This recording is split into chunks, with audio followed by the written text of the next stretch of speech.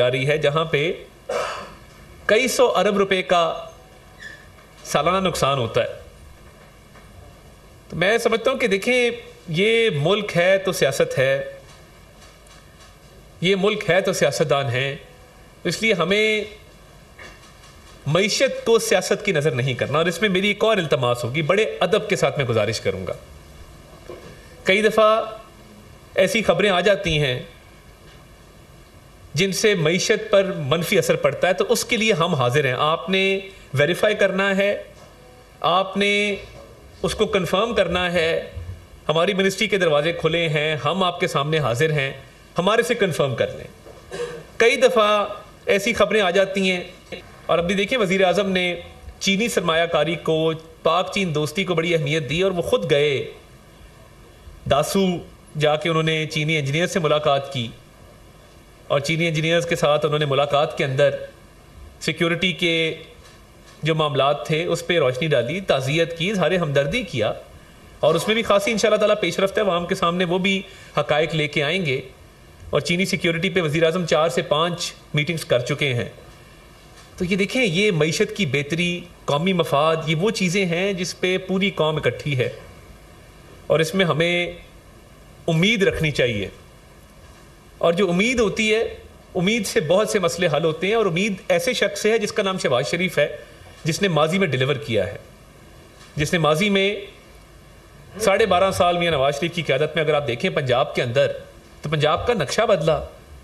اس کے بعد اب مریم نواز شریف صاحبہ بہت اچھا کام پنجاب کے اندر کر رہی ہیں.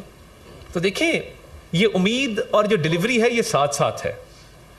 اور میں سمجھتا ہوں کہ آج کابینہ کو تفصیلی بریفنگ اس حوالے سے بھی دی گئی, اور باقی معاملات بھی زیر غور آئے, اور اس پہ بڑی سنجیدگی سے غور ہوا. اور ہم نے اب آگے جو چیلنجز ہیں ان سے نمٹنے کے لیے مزید حکمت عملی بھی بنانی ہے, اور سیاسی جماعتیں اس پر انشاءاللہ تعالیٰ اکٹھی ہوں گی. پارلیمنٹ کے فورم پہ بھی آج ایک گرینڈ الائنس کا بھی ایک اعلان کیا گیا ہے, تو اس گرینڈ الائنس میں باقی کون سی جماعتیں شامل ہیں وہ نام نہیں بتایا گیا. ایک جماعت نے اس کا اعلان کیا کوئی احتجاجی لاہ عمل کے حوالے سے, مگر اس میں اور کون سی سیاسی جماعت شامل ہے اس گرینڈ الائنس میں؟ گرینڈ کا مطلب ہوتا ہے ایک بڑے اسکیل کے اوپر, ایک بہت اعلیٰ سطح کے اوپر. تو گرینڈ الائنس میں کوئی 1-2 جماعتوں کا نام اگر بتا دیتے تو اچھا ہوتا. اور میں سمجھتا ہوں آج خوش آئند ہے کہ ڈاکٹر عاصم صاحب جو فزیشین ہیں, بشرا بی بی کے, انہوں نے آج ان کی صحت کو تسلی بخش قرار دیا ہے. اور جو ایک افواہ سی چل رہی تھی وہ دم توڑ گئی ہے, اور انہوں نے اس حوالے سے ٹی وی پہ انٹرویو بھی دیا اور کہا کہ وہاں پہ ان کو کوئی ایسی دقت نہیں ہے جس کی وجہ سے کوئی صحت کی خرابی کا معاملہ ہو.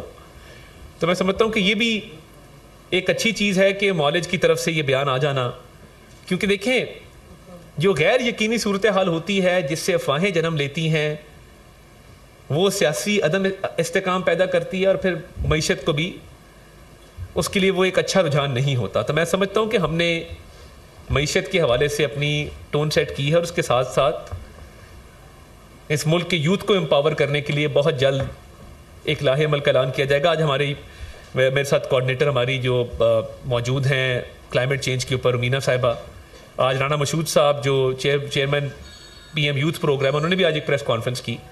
تو یہ ساری چیزیں ہیں جن کو ساتھ لے کے چلنا ہے. کلائمیٹ چینج ہے, یوتھ ہے, اور یوتھ کو انگیج کرنا ہے, کیونکہ ہمیشہ ہماری یوتھ کے حوالے سے اچھی پالیسی رہی ہے کہ لیپ ٹاپ سے لے کے, پیف اسکالرشپ سے لے کے, دانش اسکول سے لے کے, یونیورسٹیوں کی اپ گریڈیشن سے لے کے ہمیشہ ایک اچھا کردار ادا کیا گیا ہے یوتھ امپاورمنٹ کے لیے.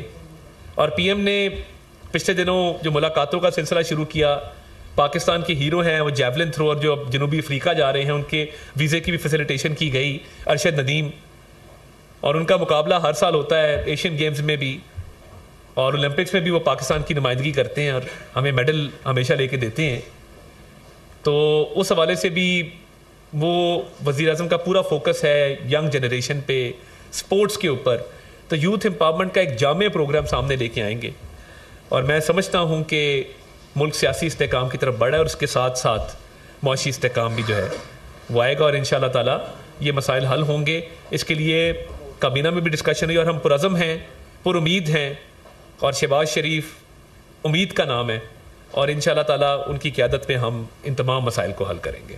طاہر صاحب، آپ نے ابھی بات کی ہے یوتھ امپاورمنٹ کے حوالے سے اور سپورٹس کے حوالے سے، اور آپ کے ذہن میں بھی یہ چیز ہے کہ پاکستان جو ہاکی ہے وہ پاکستان کا نیشنل گیم ہے، اور ہاکی فیڈریشن میں بھی 2 فیڈریشنیں بنی ہوئی ہیں، ایک پرائم منسٹر نے کیا ہے اعلان، ایک باقی، تو آپ سمجھتے ہیں کہ یہ جو پیرل چیزیں بن رہی ہیں وہ سپورٹس کو نقصان پہنچا رہی ہیں؟ دیکھیں، یہ جو سپورٹس کی باڈیز ہیں وہ پاکستان اولمپک ایسوسی ایشن ہو، پاکستان